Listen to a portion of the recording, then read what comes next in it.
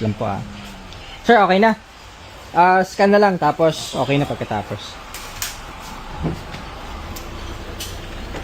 So yan guys, release natin yung EcoSport nila sir. Hindi dito galing to, baka nagpa-maintenance na sa atin. Follower natin sila sir. Sila ma'am nasa abroad ata. Ito yung natin next na pasyente. So ito is full maintenance, timing belt, pati mga cooling system, motor pump. So final checking na lang ngayon.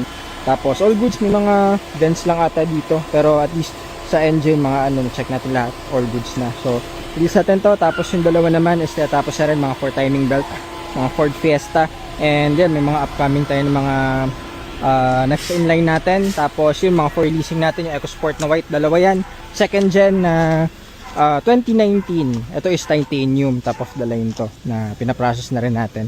So yung isa is mauna yun, nandun sa detailing na yung trend na ganito.